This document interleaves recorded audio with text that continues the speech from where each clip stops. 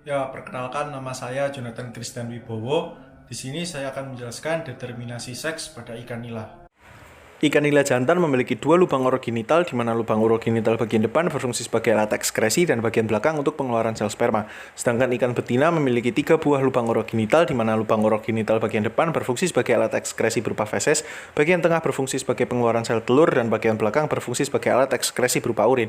Ciri dari ikan nila jantan adalah tutup insang, sirip kaudal, dan sirip pektoral yang kemerahan, ukuran yang lebih besar dari betina, warnanya lebih gelap, serta memiliki pergerakan yang aktif. Sedangkan ciri dari ikan nila betina adalah tutup insang, sirip kaudal, sirip pektoral, dan warna tubuh yang memudar, ukuran tubuh lebih kecil, serta memiliki pergerakan yang kurang aktif. Untuk melihat perbedaan gonad dari ikan nila, maka kita harus menyiapkan alat dan bahan, meliputi ikan nila jantan dan betina, sektioset, wadah ikan, dan juga telenan. Prosedur pembedahan dimulai dari penusukan bagian medula oblongata ikan nila, kemudian bagian tubuh ikan nila dipotong dari lubang urogenital ke arah linea lateralis, kemudian dilanjutkan hingga bagian bawah operkulum dengan berbentuk segi empat. Selanjutnya dilakukan pengambilan telur. Gonad pada ikan nila jantan berukuran kecil serta bentuknya pipih, sedangkan gonad pada ikan nila betina berukuran lebih besar dan berbentuk seperti oval, dikarenakan di dalamnya mengandung telur yang siap dibuahi. Ya, perkenalkan nama saya Jonathan Christian Wibowo. Di sini saya akan menjelaskan determinasi seks pada ikan lele. Pada ikan lele jantan, lubang urogenitalnya ada dua dan papilanya lebih meruncing.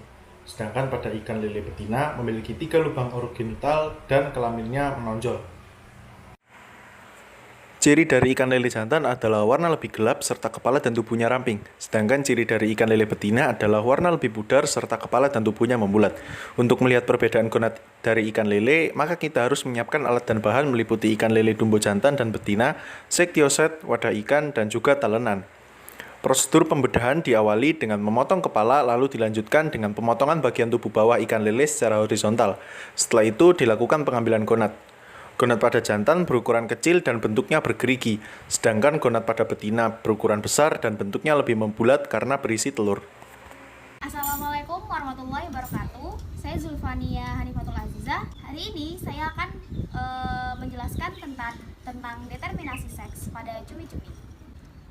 Langkah pertama yang harus dilakukan saat akan mengetahui tentang jenis kelamin cumi-cumi atau oligoSP dengan cara membedahnya. Setelah dibedah, hasil yang didapatkan adalah cumi-cumi ini adalah cumi-cumi betina. Mengapa? Karena ketika dibedah terdapat ovarium atau telur di balik tubuhnya.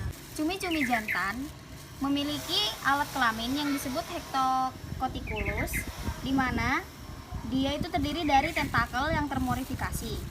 Cumi-cumi sendiri memiliki dua bagian tubuh, yakni pada bagian posterior dan bagian anterior.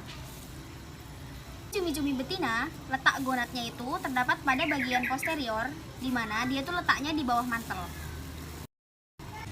Pada cumi-cumi jantan itu memiliki lengan khusus yang disebut hectocotyculus, di mana yakni tentakel atau lengan yang mengalami proses modifikasi sebagai tentakel penyalur sperma pada saat proses. Perkenalkan, nama saya Dr. Widya Subagio, NIM 195-080-500-111-111-031. Saya mau menjelaskan tentang determinasi seks ikan gapi. Jantan memiliki badan ramping, warna menarik, kepala lebih besar dari betina. Betina memiliki badan gemuk, warna pucat, kepala lebih kecil. Saya akan menjelaskan materi mengenai determinasi seks pada kepiting. Karakteristik pertama yang dapat dibedakan antara kepiting jantan dan kepiting betina adalah dari ukuran, di mana kepiting jantan memiliki ukuran yang lebih kecil dibanding kepiting betina pada umur yang sama. Kepiting jantan memiliki ukuran celipet yang lebih besar dibandingkan dengan kepiting betina. Kepiting bakau memiliki 3 pasang kaki jalan. Bakau memiliki sepasang kaki renang. Kaki renangnya berfungsi untuk berenang dan untuk berdayung. Sedangkan untuk kaki jalannya yang berbentuk runcing ini adalah berfungsi untuk memegang substrat seperti lumpur atau kayu bakau di habitat aslinya. Perbedaan yang terlihat antara kepiting jantan dan kepiting betina adalah pada bagian tutup kleopotnya, di mana kepiting jantan itu memiliki tutup kleopot yang lebih lancip bentuknya, dan untuk kepiting betina, tutup kleopotnya itu bentuknya lebih bulat. Kepiting betina memiliki tutup kleopot yang lebih bulat, di mana di balik kleopot ini itu terdapat bulu halus atau rambut halus yang disebut dengan Ovigerus setae, yang berfungsi untuk pemegang atau tempat menempelnya telur pada saat pemijahan. Ovigerus setae ini tumbuh pada saat memijah dengan proses pergantian kulit. Assalamualaikum warahmatullahi wabarakatuh. Di sini saya akan menjelaskan alur GTA 1. Alur GTA 1 yaitu dimulai dari stimulasi lingkungan. Stimulasi lingkungan akan disusun oleh sistem syaraf yang akan disalurkan ke hipotalamus dan akan menghasilkan gonadotropin, enzim gonadotropin releasing hormone yang akan merangsang sel pituitari. Merangsangnya sel pituitari akan menghasilkan FSH. Nah, sel FSH sendiri yaitu produk dari GTA 1.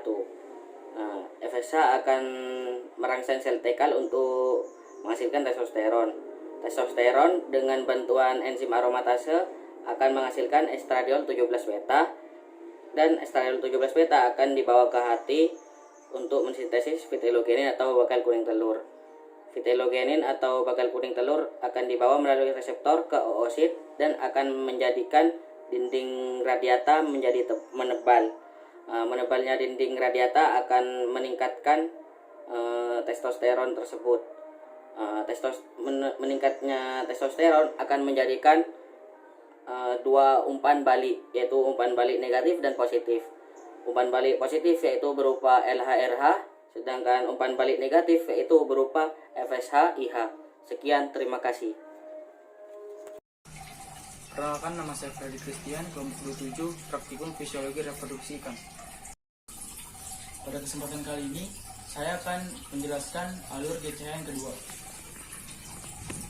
Alur GTA 2 dimulai dari LH merangsang kembali pituitari dan akan menghasilkan hormon gonadotropin yang berupa LH. LH kemudian akan mempengaruhi sel TK dan akan menghasilkan yaitu hormon alfa hidroksiprogesteron. Selanjutnya, fungsi selanjutnya untuk dari sel TK ini adalah mengaktifasi enzim 20 beta hidroksisteroid dehidrogenase. Lalu kemudian kedua produk tersebut akan menghasilkan 17 alfa 20 beta dihidroksiprogesteron. Setelah itu, produk tersebut akan masuk ke dalam oosit dan akan menyebabkan pergerakan di inti telur. Setelah itu, inti kuning telur akan mengalami pergerakan di sentral GP dan akan bermigrasi ke daerah periferial. Di periferial, inti kuning telur akan diikat oleh MPV atau yang bisa disebut maturating promoting factor. Setelah itu akan menyebabkan GVBD, yaitu germinal vesicle breakdown, dan dari GVBD akan dilanjutkan ke ovulasi, dan yang tahap terakhir adalah ovoposisi. Perkenalkan, di sini saya Fitri. Kali ini saya akan menjelaskan tentang seks reversal. Seks reversal merupakan teknologi yang digunakan untuk membalikan arah kelamin ikan dari betina ke jantan maupun sebaliknya. Ikan yang digunakan merupakan ikan gupi dengan pembalikan dari gupi betina menuju ke jantan, dilakukan dengan teknik perendaman. Alat dan bahan yang digunakan yaitu akuarium, air, larva ikan gupi, madu dengan dosis 60 ml per 1 liter yang mengacu pada penelitian Nurlina dan Zulfikar 2016. Menggunakan madu sebab mengandung kalium yang dapat berfungsi sebagai pengarah diferensiasi kelamin ikan dan mengandung flavonoid krisin yang dapat menghambat kerja enzim aromatase.